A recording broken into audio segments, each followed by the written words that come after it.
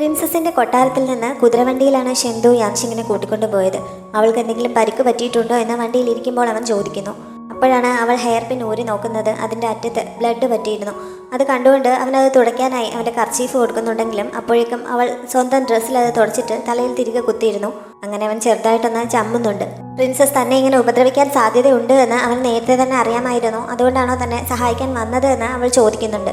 ഇങ്ങനെ എന്തെങ്കിലും സംഭവിക്കുമെന്ന് അറിയാമായിരുന്നു എന്ന് അവൻ പറഞ്ഞപ്പോൾ തന്നെ സഹായിക്കാൻ വന്നതിന് അവൾ നന്ദി പറയുന്നു. പക്ഷെ നന്ദി പറയേണ്ട ആവശ്യമില്ല. മുമ്പ് എന്നെ സഹായിക്കാൻ വേണ്ടി നീ ഒരു മെമ്മോറിയലൊക്കെ റെഡിയാക്കിയതല്ലേ, ഞാനതിന് പകരം ചെയ്തതാണെന്ന് കരുതിയാൽ മതി എന്ന് അവൻ പറയുന്നുണ്ട്. അവർ വീട്ടിലെത്തി കഴിഞ്ഞപ്പോൾ വണ്ടിയിൽ നിന്ന് ഇറങ്ങുന്ന സമയത്തും അവൻ അവളെ പിടിച്ചിറക്കാനായി കൈ നീട്ടുന്നുണ്ട്. പക്ഷേ അവൾ അവൻ്റെ കയ്യിൽ പിടിക്കാതെ സ്വന്തമായി തന്നെയാണ് വണ്ടിയിൽ നിന്ന് ഇറങ്ങിയത്. അപ്പോഴും ഷെന്തു ചമ്മുന്നു. നമുക്കെപ്പോഴും മറ്റുള്ളവരുടെ സഹായം കിട്ടുമെന്ന് പ്രതീക്ഷിച്ച് ജീവിക്കാൻ പറ്റില്ല. പറ്റുമ്പോഴൊക്കെ സ്വന്തമായി തന്നെ കാര്യങ്ങൾ നടത്തുന്നതാണ് നല്ലത് എന്ന് അവൾ പറയുന്നുമുണ്ട്. അതിൽ ദേഷ്യപ്പെട്ട് അവൻ അകത്തേക്ക് കയറി പോകാൻ തുടങ്ങുമ്പോഴാണ് അവളുടെ വീട്ടിലെ ഒരു ജോലിക്കാരൻ അവിടെ വന്ന് മറിഞ്ഞു നിൽപ്പുണ്ടായിരുന്നത് അവളെ കണ്ടുകൊണ്ട് അങ്ങോട്ടേക്ക് വന്നത്. വിവാഹം കഴിഞ്ഞിട്ട് ഇപ്പോൾ 3 ദിവസങ്ങൾ കഴിഞ്ഞിരിക്കുന്നു. അവൾ ഇതുവരെ അവരുടെ വീട്ടിലേക്ക് ചെന്നില്ലല്ലോ. നാളെയെങ്കിലും അങ്ങോട്ടേക്ക് ചെല്ലണമെന്ന് അവളുടെ അച്ഛൻ പറഞ്ഞയച്ചിരിക്കുകയാണ്. നാളെ തന്നെ ചെല്ലാമെന്ന് സമ്മതിച്ച് അവൾ അയാളെ തിരിച്ചയക്കുന്നുണ്ട്. ഷെന്തു കൂടെ വരുമോ എന്ന് ചോദിക്കാനായി അവൾ തിരിഞ്ഞു നോക്കുന്നുണ്ടെങ്കിലും അപ്പോഴേക്കും അവൻ അകത്തേക്ക് കയറിപ്പോയി കഴിഞ്ഞിരുന്നു. ആ വിവരം കേട്ടിട്ടും അവൻ മറുപടിയൊന്നും തരാതെ അങ്ങനെ കയറി പോയതുകൊണ്ട് അവൻ കൂടെ വരില്ലായിരിക്കുമെന്ന് കരുതി അവൾ തനിച്ചാണ് അടുത്ത ദിവസം സ്വന്തം വീട്ടിലേക്ക് പോയത്. അവൾ അന്ന് വരുന്നുണ്ട് എന്നറിഞ്ഞ് അവളുടെ മറ്റൊരു ചേച്ചിയും കൂടി അവിടെ എത്തിയിട്ടുണ്ടായിരുന്നു. അവളുടെ വിവാഹം കുറെ കാലം മുമ്പ് കഴിഞ്ഞതാണ്. ഭർത്താവിന് തന്നോട് നല്ല സ്നേഹമാണ്, എങ്ങോട്ടും അധികം വിടാറില്ല, എപ്പോഴും തനിക്ക് ഗിഫ്റ്റൊക്കെ വാങ്ങി നൽകാറുണ്ട് എന്നൊക്കെ യാൻഷിങ്ങിനെ കൊച്ചാക്കാൻ വേണ്ടി ചേച്ചി ഇടയ്ക്കിടെ അവിടെ ഇരുന്ന് പറയുന്നുണ്ടായിരുന്നു. യാൻഷിങ് തനിച്ച് വന്നത് എന്താണ്, ഷെന്തു കൂടെ വരാഞ്ഞത് എന്താണ് എന്നൊക്കെ മറ്റുള്ളവരും കൂടി അവളോട് ചോദിക്കുന്നുണ്ട്. തൻ്റെ ഭർത്താവിന് തന്നോട് നല്ല സ്നേഹമാണ് എന്ന് കാണിക്കാൻ വേണ്ടി ഭർത്താവ് അടുത്തിടെ വാങ്ങിക്കൊടുത്ത ഒരു വളയും ചേച്ചി അവരെയൊക്കെ കാണിക്കുന്നുണ്ട്. അങ്ങനെ എല്ലാവരും കൂടി യാൻഷിങ് തനിച്ച് വന്നതിന് അവളെ കളിയാക്കിക്കൊണ്ടിരിക്കുന്ന സമയത്താണ് ഷെന്തു അവിടേക്ക് വന്നത്.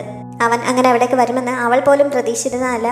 ഷെന്തുവിൻ്റെ സ്റ്റാറ്റസ് വളരെ ഹൈ ആയതുകൊണ്ട് എല്ലാവരും വളരെ ബഹുമാനത്തോടെയാണ് അവൻ്റെ മുന്നിൽ നിന്നത്. വെറുതെ അവിടേക്ക് വരിക മാത്രമല്ല, എല്ലാവർക്കും വലിയ വില കൂടിയ ഗിഫ്റ്റുകളും അവൻ വാങ്ങിക്കൊണ്ട് വന്നിരുന്നു. യാൻഷിങ്ങിനെ തൻ്റെ ഭാര്യയായി കിട്ടിയത് ഭാഗ്യമാണ് എന്നുള്ള രീതിയിൽ അവൻ അവളെ പുകഴ്ത്തി സംസാരിക്കുകയും ചെയ്യുന്നു.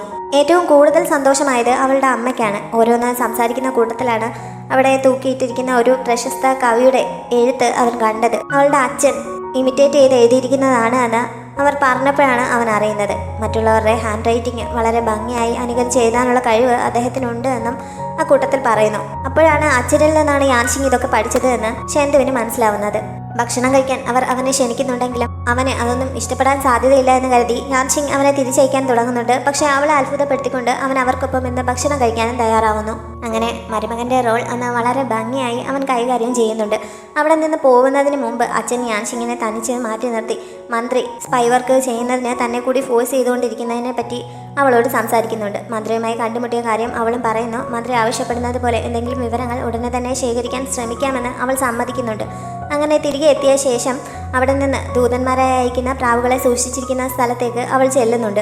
പക്ഷേ അതിൻ്റെ കൂടുകൾ കണ്ടപ്പോൾ തന്നെ ആ പ്രാവുകളൊക്കെ ഒരുപാട് കാലമായി പുറത്തേക്കൊന്നും പോയിട്ടില്ല എന്ന് അവൾക്ക് മനസ്സിലാവുന്നു. അവളിങ്ങനെ നോക്കിക്കൊണ്ട് നിൽക്കുന്ന സമയത്ത് പെട്ടെന്ന് അവിടുത്തെ ഒരു വളർത്തുനായ ഓടി അങ്ങോട്ടേക്ക് വരുന്നുണ്ട്. അതിനെ കണ്ടാൽ തന്നെ എല്ലാവരും പേടിക്കും. അങ്ങനെ യാൻഷിങ്ങും അത് തന്നെ കടിക്കുമെന്ന് പേടിച്ച് ഒരു മൂലയിലേക്ക് ഒതുങ്ങി നിൽക്കുന്നുണ്ട്. അപ്പോഴേക്കും ആരോ അതിനെ തിരികെ വിളിക്കുന്നു. പ്രാവുകളെ സൂക്ഷിച്ചിരിക്കുന്ന സ്ഥലത്തേക്ക് അവൾ പോയ വിവരം അസിസ്റ്റന്റ് ഷെന്തുവിനെ അറിയിക്കുന്നു. അവൾ മന്ത്രിയുടെ സ്പൈ ആവാൻ തന്നെ തീരുമാനിച്ചിരിക്കുന്നുവെന്ന് അങ്ങനെ അവന് മനസ്സിലാവുന്നുണ്ട്. അതോടെ അവന് ശരിക്കും ദേഷ്യമാവുന്നു. തലേ ദിവസം അസിസ്റ്റന്റിനോട് അവൾ കിടക്കുന്ന ഭാഗത്തെ ലൈറ്റുകളൊന്നും തെളിക്കേണ്ട എന്ന് പറഞ്ഞിരുന്നതിനാൽ അദ്ദേഹം അന്ന് അവിടെ അതൊന്നും തെളിച്ചിരുന്നില്ല. മാത്രമല്ല അന്ന് രാത്രി കിടക്കുന്ന സമയമായപ്പോഴേക്കും അവൻ പറഞ്ഞതുപോലെയുള്ള കർട്ടൻ അവിടെ വിരിക്കാനായി കൊണ്ടുവരികയും ചെയ്യുന്നു. ഷെന്തു ആകെ കലിപ്പിൽ അങ്ങോട്ടേക്ക് വന്ന സമയത്താണ് അദ്ദേഹം അതുമായി വന്നത്.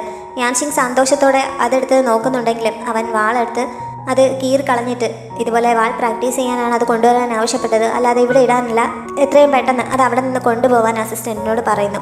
എന്നിട്ടും ദേഷ്യം തീരാഞ്ഞിട്ട് അവൾ കിടക്കുന്ന ഭാഗത്തെ ലൈറ്റുകളെല്ലാം തെളിക്കാനും കൂടി അവൻ പറയുന്നുണ്ട്.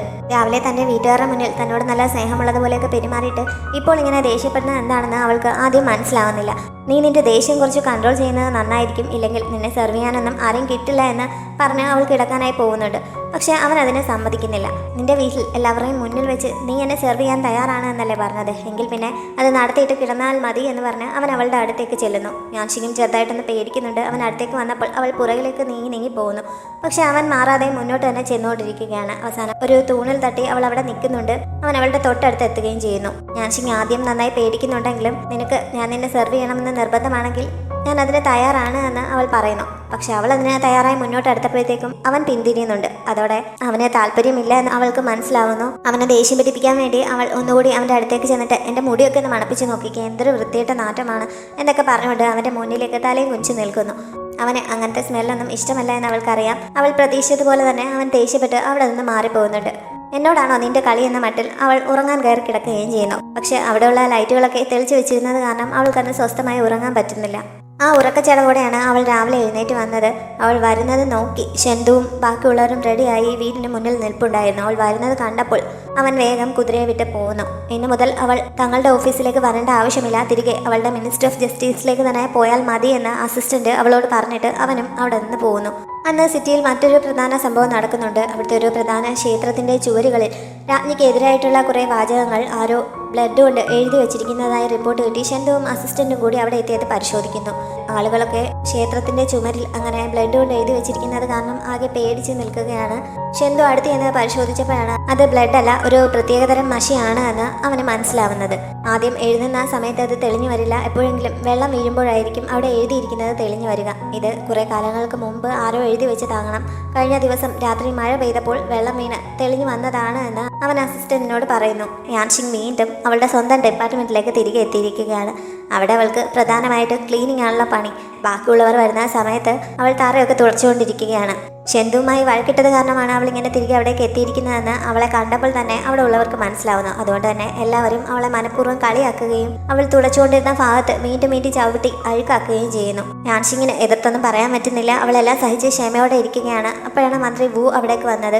അയാൾക്കും കാര്യം മനസ്സിലാവുന്നു. അങ്ങനെ അയാളും അവളെ ദേഷ്യം പിടിപ്പിക്കാൻ വേണ്ടി അവൾ ക്ലീൻ ചെയ്തുകൊണ്ടിരുന്ന ഭാഗത്ത് ചവിട്ടി വൃത്തികേടാക്കുന്നുണ്ട്. യാൻഷിങ് അവർ പറയുന്നതെന്ന് കാര്യമാക്കാതെ ക്ലീനിങ് തുടർന്നുകൊണ്ടിരിക്കുകയാണ്. ഈ സമയത്താണ് ചുച്ചു അവൾക്ക് അരികിലേക്ക് വന്നത്. ഷെന്തുവുമായി വഴക്കിട്ടത് കാരണമാണ് അവൾ തിരികെ എത്തിയത് എന്ന് ചുച്ചു ചോദിക്കുന്നു. മന്ത്രിയുടെ സ്പൈ ആവാൻ തീരുമാനിച്ച വിവരം യാൻഷിങ് രഹസ്യമായി അവളോട് പറയുന്നുണ്ട്. അത് മനസ്സിലായതുകൊണ്ടാണ് ഷെന്തു തന്നെ തിരിച്ചയച്ചത് എന്ന് അവൾക്കും മനസ്സിലായി കഴിഞ്ഞിരുന്നു. മുമ്പ് ഒരു സ്പൈ ഷെന്തുവിന്റെ വീട്ടിൽ കയറി കൂടിയിട്ട് ഒറ്റ രാത്രി കൊണ്ട് അയാളും അയാളുടെ കുടുംബവും ഇല്ലാതായതിനെ കുറിച്ചൊക്കെ പറഞ്ഞ് ചുച്ചു അവൾക്ക് മുന്നറിയിപ്പ് നൽകുന്നുണ്ട്. ഈ സമയത്താണ് അവിടുത്തെ ഒരു ഓഫീസർ അവരുടെ അടുത്തേക്ക് വന്ന് യാൻഷിങ്ങിന്റെ മാസ്റ്റർ സിറ്റിയിൽ എത്തിയിട്ടുണ്ട് എന്നും അദ്ദേഹം സിറ്റിക്കുള്ളിൽ കാൽ കുത്തിയ ഉടൻ തന്നെ ഇമ്പീരിയൽ ഗാർഡ്സ് അദ്ദേഹത്തെ അറസ്റ്റ് ചെയ്തുകൊണ്ട് പോയി എന്നുമൊക്കെ അവളോട് പറഞ്ഞത്. ഇതുവരെ ഇക്കാര്യം പറയാതിരുന്നത് എന്താണ് എന്ന് പറഞ്ഞ് യാൻഷിങ് വേഗം പുറത്തേക്ക് ഓടുന്നു. ഷെന്തുവിന്റെ ഓഫീസിലേക്കാണ് അവൾ പോയത്. തന്നോടുള്ള ദേഷ്യം കാരണമാണ് അവൻ തന്റെ മാസ്റ്ററെ അറസ്റ്റ് ചെയ്തത് എന്നാണ് അവൾ വിചാരിച്ചിരിക്കുന്നത്. ഷെന്തുവിന്റെ അസിസ്റ്റന്റ് അവളെ അകത്തേക്ക് കടത്തിവിടാൻ തയ്യാറാവുന്നില്ല. അവൾ അവിടെ നിന്ന് ബഹളം വെച്ചുകൊണ്ടിരിക്കുമ്പോൾ ഷെന്തു പുറത്തേക്ക് ഇറങ്ങി വരുന്നു. എന്നോടുള്ള ദേഷ്യം തീർക്കാൻ എന്റെ മാസ്റ്റർ എന്തിനാണ് നീ ഉപദ്രവിക്കുന്നത്? അദ്ദേഹത്തെ സ്വതന്ത്രനാക്കാൻ പറഞ്ഞ് അവൾ ബഹളം വയ്ക്കുന്നു. അങ്ങനെ നിന്നോടുള്ള വൈരാഗ്യം തീർക്കാൻ നിന്റെ മാസ്റ്റർ ഉപദ്രവിക്കാനും മാത്രം മഹത്വമൊന്നും നിനക്കില്ല എന്ന് അവൻ പറഞ്ഞുകൊണ്ട് നിൽക്കുമ്പോഴാണ് അവളുടെ മാസ്റ്റർ കുറച്ച് അപ്പുറത്ത് നിന്ന് അവളെ വിളിച്ചത്. അദ്ദേഹത്തെ അവൻ അറസ്റ്റ് ചെയ്ത് കൊണ്ടുവന്നിരുന്നതായിരുന്നില്ല, മറിച്ച് ആ ഡെഡ് ബോഡികളെ കുറിച്ച് ഒന്നുകൂടി വിശദമായി പരിശോധിക്കാൻ വേണ്ടി അങ്ങോട്ടേക്ക് കൂട്ടിക്കൊണ്ടു വന്നതായിരുന്നു. ഷെന്തുവും അദ്ദേഹവും നേരത്തെ തന്നെ പരിചയക്കാരുമാണ്. ഈ മാസ്റ്ററിൽ നിന്നായിരുന്നു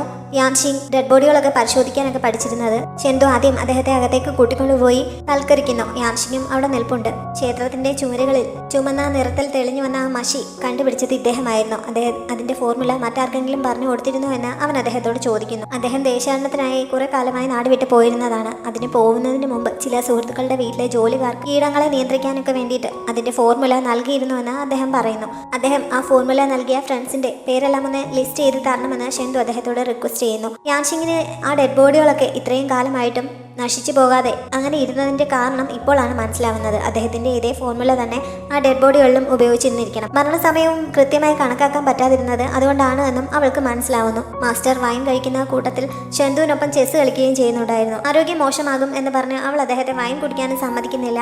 ചെസ് കളിയും മതിയാക്കിയിട്ട് അദ്ദേഹത്തെയും കൊണ്ട് ആ ഡെഡ് ബോഡികൾ സൂക്ഷിച്ചിരിക്കുന്ന സ്ഥലത്തേക്ക് പോകുന്നു. ഡെഡ് ബോഡികൾ വിശദമായി പരിശോധിച്ച് കഴിഞ്ഞപ്പോൾ ഓരോ കൊലയും നടന്നിരിക്കുന്നത് എന്നാണ് എന്ന് കൃത്യമായി അദ്ദേഹത്തിന് രേഖപ്പെടുത്തി വെക്കാൻ കഴിയുന്നുണ്ട്. ആ ഡേറ്റുകളൊക്കെ വിശദമായി പരിശോധിച്ചപ്പോഴാണ് എല്ലാ വർഷവും അവിടെ നടക്കാറുള്ള ഒരു പ്രധാനപ്പെട്ട ഫെസ്റ്റിവലിന്റെ ദിവസമാണ് ഈ കൊലപാതകങ്ങളൊക്കെ നടന്നിരിക്കുന്നത് എന്ന് അവർക്കറിയാൻ കഴിയുന്നത്. ജ്യോതിഷന്മാർ പറയുന്നതനുസരിച്ച് ഓരോ വർഷവും ആ ഫെസ്റ്റിവലിന്റെ ദിവസങ്ങൾ മാറാറുണ്ട്. അതുകൊണ്ടാണ് ഓരോരുത്തരുടെയും മരണസമയം തമ്മിൽ കണക്ട് ചെയ്യാൻ ഇതുവരെ അവർക്ക് കഴിയാതെ പോയത്. ഈ വർഷത്തെ ആ ഫെസ്റ്റിവൽ നടക്കുന്നത് 3 ദിവസം കഴിയുമ്പോഴാണ് എന്നും ഷെന്തു അവരെ അറിയിക്കുന്നു. അതുവരെ കിട്ടിയ വിവരങ്ങളൊക്കെ രാജ്ഞിയുടെ മുന്നിൽ റിപ്പോർട്ട് ചെയ്യുന്നതിനായി ഷെന്തു രാജ്ഞിയുടെ അടുത്തേക്ക് പോകുന്നുണ്ട്. പക്ഷെ അന്ന് അവന് രാജ്ഞിയെ കാണാൻ പറ്റുന്നില്ല. അവർ ഒരു മീറ്റിംഗിലാണ് എന്ന് പറയുന്നതിനാൽ അവന് പുറത്ത് വെയിറ്റ് ചെയ്യേണ്ടി വരുന്നു. ഈ സമയത്താണ് മീറ്റിംഗ് കഴിഞ്ഞ് ലൂവോഷി അകത്ത് നിന്ന് പുറത്തേക്ക് ഇറങ്ങി വന്നത്. രാജ്ഞിയുടെ ഓർഡറുമായിട്ടായിരുന്നു അവൻ വന്നത്. ഷെന്തു അവിടെ ഇരുന്ന് അത് കേൾക്കുന്നുണ്ട്. അടുത്ത 5 ദിവസത്തിനുള്ളിൽ ഷെന്തു അന്വേഷിക്കുന്ന ഈ സീരിയൽ കൊലക്കേസ് തെളിയിക്കാൻ അവന് കഴിയുന്നില്ലെങ്കിൽ കേസ് ലുവോഷിയുടെ നേതൃത്വത്തിലുള്ള ഇമ്പീരിയൽ ഇൻസ്പെക്ടറേറ്റിന് കൈമാറാനാണ് രാജ്ഞിയുടെ ഓർഡർ. മന്ത്രി സാങ് അന്നും യാൻഷിങ്ങിനെ രഹസ്യമായി മീറ്റ് ചെയ്യുന്നുണ്ട്. ഇങ്ങനെ ഇടയ്ക്കിടെ തമ്മിൽ കാണേണ്ട ആവശ്യമില്ല, എന്തെങ്കിലും വിവരങ്ങൾ കിട്ടുകയാണെങ്കിൽ അങ്ങോട്ട് വന്ന് അറിയിച്ചോളാമെന്ന് അവൾ പറയുന്നു. പ്രിൻസ് ഷിയാൻ പോയിട്ട് ഇതുവരെ മന്ത്രിക്ക് വിവരമൊന്നും കിട്ടിയിട്ടില്ല. പ്രിൻസിന് എന്തെങ്കിലും അപകടം പറ്റുമോ എന്നുള്ള ആശങ്കയാണ് അയാൾക്ക്. പക്ഷെ അയാൾ കരുതുന്നത് പോലെ ഷെന്തുവിന്റെ വീട്ടിലുള്ള പ്രാവുകളെ ഒന്നും മെസ്സേജ് പാസ് ചെയ്യാനായി ഉപയോഗിക്കുന്നില്ല. അവ ഒരുപാട് കാലമായി കൂട്ടിൽ തന്നെ കഴിയുന്നതാണ്. അതുകൊണ്ട് സൈനികരെ തന്നെയാണ് അവർ മെസ്സേജുകൾ പാസ് ചെയ്യാനായി ഉപയോഗിക്കുന്നത്. ഇപ്പോഴത്തെ സിറ്റുവേഷനിൽ പ്രിൻസിനെ ഉപദ്രവിക്കുന്ന രീതിയിൽ അവർ എന്തെങ്കിലും ചെയ്യുമെന്ന് എനിക്ക് തോന്നുന്നില്ല. പ്രിൻസിനെ പ്രൊട്ടക്ട് ചെയ്യാനാണ് അവർ ശ്രമിക്കുന്നത് എന്നൊക്കെ യാൻഷിങ് മന്ത്രിയോട് പറയുന്നു. അയാൾക്ക് അതൊന്നും ആദ്യം വിശ്വാസം വരുന്നില്ല. പക്ഷേ അവൾ തെളിവുകൾ സഹിതം ഓരോന്ന് പറഞ്ഞപ്പോൾ തൽക്കാലം ഇത്തവണത്തേക്ക് അവളെ വിശ്വസിക്കാൻ തയ്യാറാവുകയാണ് എന്ന് അയാൾ അറിയിക്കുന്നു. ഷെന്തുവിന് നേരിട്ട് രാജ്ഞിയെ കാണാൻ പറ്റാത്തതുകൊണ്ട് ഷെന്തു രാജ്ഞിയുടെ അസിസ്റ്റന്റ് വഴി മറ്റൊരു മന്ത്രിയിലൂടെ അവൻ വന്ന കാര്യം നേടിയെടുക്കുന്നുണ്ട്. വർഷം തോറും അവിടെ നടക്കാറുള്ള ആ ഫെസ്റ്റിവലിന് വിരുന്നിനെത്തുന്നത് രാജ്ഞി ക്ഷണിക്കുന്ന ആളുകളാണ്. ഇത്തവണ യാൻഷിങ്ങിന്റെ മാസ്റ്റർ ആ പ്രത്യേകം മഷിയുടെ ഫോർമുല നൽകിയിരിക്കുന്ന വീടുകളിലെ ആളുകളെ കൂടി അവിടേക്ക് ക്ഷണിക്കാൻ വേണ്ടി അവൻ അവരുടെ ഒരു ലിസ്റ്റ് തയ്യാറാക്കിയിരുന്നു. രാജ്ഞിയെ കാണാൻ പറ്റാത്തതുകൊണ്ട് അവൻ അത് അസിസ്റ്റന്റിനെ ഏൽപ്പിച്ചിരുന്നു. മറ്റൊരു മന്ത്രിയായ ബാവോഹാൻ വഴി അസിസ്റ്റന്റ് വിഷയം രാജ്ഞിയുടെ മുന്നിൽ അവതരിപ്പിക്കുന്നു. അയാൾക്ക് താല്പര്യമുള്ളവരൊക്കെ ഇത്തവണത്തെ വിരുന്നിനെ ക്ഷണിച്ചോട്ടെ എന്നാണ് അയാൾ രാജ്ഞിയോട് ചോദിച്ചത്. അടുത്തിടെയായി ഉണ്ടായിക്കൊണ്ടിരിക്കുന്ന പ്രശ്നങ്ങൾ കാരണം രാജ്ഞി ആകെ തലവേദനയിലായിരുന്നു. അതുകൊണ്ട് ആരെയൊക്കെ വിരുന്നിനെ ക്ഷണിക്കുന്നു എന്നുള്ള കാര്യത്തിൽ അവർ അത്ര ശ്രദ്ധ കൊടുക്കുന്നില്ല. അവൻ ഇഷ്ടമുള്ളവരെയൊക്കെ വിളിച്ചോളാൻ പറഞ്ഞിട്ട് അവർ അവിടെ നിന്ന് എഴുന്നേറ്റ് പോകുന്നുണ്ട്. രാജ്ഞി പോയി കഴിഞ്ഞപ്പോൾ അസിസ്റ്റന്റ് നൽകിയ ലിസ്റ്റ് മന്ത്രി അവർക്ക് തന്നെ തിരികെ നൽകുന്നു. അതിലുള്ള എല്ലാവരെയും ഇത്തവണത്തെ ഫെസ്റ്റിവലിന് ഉറപ്പായും ക്ഷണിക്കാമെന്നും അയാൾ ഉറപ്പ് കൊടുക്കുന്നു. ലിസ്റ്റ് തിരികെ ഷെന്തുവിന്റെ കയ്യിൽ തന്നെ എത്തുന്നുണ്ട്. എന്തായാലും കൊലയാളി ആ ലിസ്റ്റിലുള്ളവരുടെ കൂട്ടത്തിൽ ആരെങ്കിലും ആയിരിക്കാനാണ് സാധ്യത എന്ന നിഗമനത്തിലാണ് അവർ. അത്രയും ആളുകളുടെ കൂട്ടത്തിൽ നിന്ന് കൊലയാളിയെ എളുപ്പം കണ്ടെത്താൻ ഒരിക്കലും സാധിക്കില്ല. അതുകൊണ്ട് കൊലയാളി നമ്മളെ തേടി നമ്മുടെ അടുത്തേക്ക് വരുന്നതിന് പ്ലാൻ തയ്യാറാക്കുന്നതാണ് നല്ലത് എന്ന് യാൻഷിങ് ഷെന്തുവിനോട് പറയുന്നു. കൊല്ലപ്പെട്ട സ്ത്രീകൾക്കെല്ലാം ഒരേപോലെയുള്ള കുറെ പ്രത്യേകതകൾ ഉണ്ടായിരുന്നല്ലോ. അവരുടെ എല്ലാം ഹെയർ സ്റ്റൈൽ ഒരു പ്രത്യേക രീതിയിലായിരുന്നു. ആഭരണങ്ങളെല്ലാം ഒരേപോലെ ഉള്ളതായിരുന്നു. എല്ലാവരും ദാസിമാരായിരുന്നു. പൈപ്പ എന്ന മ്യൂസിക് വർണ്ണം നന്നായി വായിക്കാനും അറിയാമായിരുന്നു. ഞാനും അവരെ പോലെ ഒരുങ്ങി ഒരു ദാസിയുടെ രൂപത്തിൽ അവിടേക്ക് പോവുകയാണെങ്കിൽ ഉറപ്പായും കൊലയാളി എന്നെ തന്നെ തേടിയെത്താൻ സാധ്യതയുണ്ട് എന്ന് യാൻഷിങ് പറയുന്നു. പക്ഷെ അവൾ അങ്ങനെ അത്രയും വലിയൊരു റിസ്ക് എടുക്കുന്നതിനോട് ഷെന്തുവിന് യോജിക്കാൻ പറ്റുന്നില്ല. അവൾ നേരിട്ട് പോകണ്ട, മറ്റേതെങ്കിലും ദാസിമാരെ അതിനുവേണ്ടി അറേഞ്ച് ചെയ്യാമെന്ന് അവൻ പറയുന്നുണ്ട്. യാൻഷിങ് അത് സമ്മതിക്കുന്നില്ല. മറ്റാരെ ഇതിനുവേണ്ടി അറേഞ്ച് ചെയ്താലും അവരുടെ ജീവൻ അപകടത്തിലാവാൻ സാധ്യതയുണ്ട്. അറിഞ്ഞുകൊണ്ട് അങ്ങനെ ഒരു അപകടം വരുത്തി വെക്കാൻ ഞാൻ സമ്മതിക്കുകയില്ല. മിനിസ്റ്റർ ഓഫ് ജസ്റ്റിസിലെ ജോലിക്കാരി എന്ന രീതിയിൽ ഇതിന്റെ ഉത്തരവാദിത്തം കൂടിയാണ്. അതുകൊണ്ട് എന്നെ തന്നെ പോകാൻ അനുവദിക്കണമെന്ന് അവൾ അവനോട് റിക്വസ്റ്റ് ചെയ്യുന്നു. ബാക്കി കാര്യങ്ങളെല്ലാം ഒത്തുവന്നാലും അവൾക്ക് പൈപ്പ വായിക്കാൻ അറിയില്ലല്ലോ എന്ന് പറഞ്ഞ് ഷെന്തു അവളെ പിന്തിരിപ്പിക്കാൻ നോക്കുന്നുണ്ട്. അവളെ കളിയാക്കുന്ന രീതിയിലാണ് അവനത് പറഞ്ഞത്.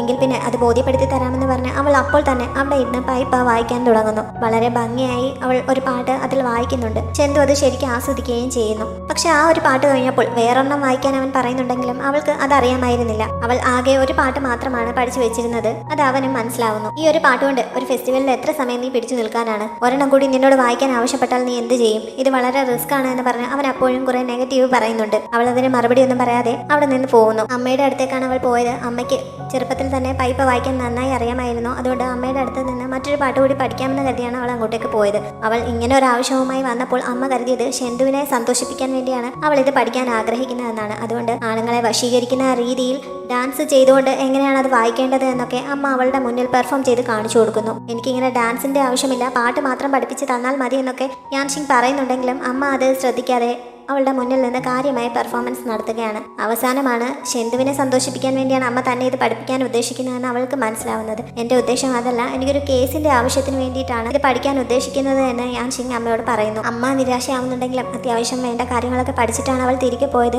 വീട്ടിലെത്തി അന്ന് രാത്രി മുഴുവൻ അവൾ അത് പ്രാക്ടീസ് ചെയ്യുന്നു. ഷെന്തുവിന് ഇപ്പോഴും അവളെ ഈ ഫെസ്റ്റിവലിലേക്ക് അയക്കാൻ യാതൊരു താല്പര്യവുമില്ല. അതുകൊണ്ട് അവളിങ്ങനെ പ്രാക്ടീസ് ചെയ്യുന്നത് കണ്ടപ്പോൾ അവൻ അടുത്തേക്ക് എന്ന് നിരുത്സാഹപ്പെടുത്താൻ ശ്രമിക്കുന്നു. ഇനിയിപ്പോൾ നീ ഈ ഒരു രാത്രി കൊണ്ട് പൈപ്പ വായിക്കാൻ നന്നായി പഠിച്ചാൽ നീ മാത്രം പോരല്ലോ, കൊല്ലപ്പെട്ട സ്ത്രീകളുടെ ഒക്കെ ഒപ്പം അവർ മുൻപ് ഇടപെട്ടിരുന്ന ഒരു പുരുഷനും കൂടി ഉണ്ടായിരുന്നല്ലോ, അതിനെന്ത് ചെയ്യും എന്ന് അവൻ ചോദിക്കുന്നു. അതിനും പറ്റിയ ഒരാളെ അവൾ തന്നെ സജസ്റ്റ് ചെയ്യുന്നുണ്ട്. അവളുടെ ഡിപ്പാർട്ട്മെന്റ് ഹെഡായ മന്ത്രി വൂവിനെയാണ് അവൾ നിർദ്ദേശിച്ചത്. ഫെസ്റ്റിവൽ നടക്കുന്ന ദിവസം രാവിലെ മന്ത്രി വൂവിനെ ഷെന്തുവും അസിസ്റ്റന്റും കൂടി പിടിച്ചുകൊണ്ടുവന്ന് ഈ വിവരം പറയുന്നു. ആദ്യം അദ്ദേഹം അതിന് തയ്യാറാവുന്നില്ല. പക്ഷേ ഭീഷണിപ്പെടുത്തി അവൾക്കൊപ്പം വിരുന്ന് നടക്കുന്ന സ്ഥലത്തേക്ക് അദ്ദേഹത്തെ അവർ കൊണ്ടുപോകുന്നു. അദ്ദേഹം വാതിലിനടുത്ത് എത്തിയപ്പോഴേക്കും യാൻഷിങ് ആ ദാസിമാരെ പോലെ ഒരുങ്ങി പൈപ്പയുമായി അവിടെ എത്തി അദ്ദേഹത്തിന്റെ കയ്യിൽ പിടിച്ചുകൊണ്ട് അകത്തേക്ക് കയറുന്നു. അദ്ദേഹത്തിന്റെ കോൺക്യൂബിനാണ് എന്ന രീതിയിലാണ് അവൾ വിരുന്ന് നടക്കുന്ന ഹാളിലേക്ക് വന്നത്. ഫെസ്റ്റിവൽ നടക്കുന്ന ദിവസമായതുകൊണ്ട് രാജ്ഞി എന്ന് തെരുവുകൾ തോറും ഒരു യാത്ര നടത്തുന്നുണ്ട്. ഷെന്തുവിന് അവർക്കൊപ്പം എസ്കോർട്ട് പോയേ പറ്റുകയുള്ളൂ. അതുകൊണ്ട് യാൻഷിങ്ങിന്റെ കൂടെ പോകാൻ അവന് പറ്റില്ല. അസിസ്റ്റന്റിനോട് അവളുടെ കൂടെ തന്നെ ഉണ്ടാവണം, എന്തെങ്കിലും അപകട സൂചന കിട്ടിയാൽ അപ്പോൾ തന്നെ വിവരം അറിയിക്കണം എന്നൊക്കെ പറഞ്ഞ അസിസ്റ്റന്റിനെ അവൻ അവളുടെ പുറകെ തന്നെ അയക്കുന്നുണ്ട്. വിരുന്ന് നടക്കുന്ന ഹാളിനുള്ളിൽ മന്ത്രി വുവിനെ അറിയാവുന്ന പലരും ഉണ്ടായിരുന്നു. അദ്ദേഹം ഭാര്യയെ പറ്റിച്ച് മറ്റേതോ പെണ്ണിനൊപ്പം ചുറ്റി നടക്കുകയാണ് എന്നാണ് അവരൊക്കെ കരുതുന്നത്. വിരുന്ന് നടക്കുന്ന സ്ഥലത്ത് പലരുടെയും പെർഫോമൻസ് നടക്കുന്നുണ്ട്. കൂട്ടത്തിൽ യാൻഷിങ്ങും പെർഫോം ചെയ്യാനായി എത്തുന്നു. ദാസിമാരുടെ വേഷത്തിൽ തന്നെയാണ് അവൾ വന്നിരിക്കുന്നത്. മുഖം ആർക്കും തിരിച്ചറിയാൻ കഴിയാത്ത വിധം ഒരു മാസ്ക് കെട്ടിയിട്ടുണ്ട്. ഷെന്തുവിന്റെ അസിസ്റ്റന്റും ആ ഹാളിനുള്ളിലുണ്ടല്ലോ. അവളെ ആ വേഷത്തിൽ കണ്ടപ്പോൾ തന്നെ അവൻ അത്ഭുതപ്പെട്ടു പോകുന്നു. അവളുടെ പെർഫോമൻസും വളരെ ഗംഭീരമായി തന്നെയാണ് ചെയ്തത്. ഷെന്തു ഈ സമയം രാജ്ഞിക്ക് എസ്കോർട്ട് പോകുന്നുണ്ടെങ്കിലും യാൻഷിങ്ങിന്റെ കാര്യത്തെക്കുറിച്ച് ചിന്തിച്ച് അവന് നല്ല ടെൻഷൻ ഉണ്ടായിരുന്നു. തെരുവിൽ രാജ്ഞിക്ക് കാണാനായി പ്രത്യേകം ഫയർ വർക്ക്സ് ഒക്കെ റെഡിയാക്കിയിട്ടുണ്ടായിരുന്നു. അങ്ങനെ ആഘോഷങ്ങൾ പൊടിപൊടിക്കുന്ന സമയത്ത് ദൈവാനുഗ്രഹം എന്ന രീതിയിൽ ഫീനിക്സ് പക്ഷികളും അവിടേക്ക് പറന്നു വരുന്നുണ്ട്.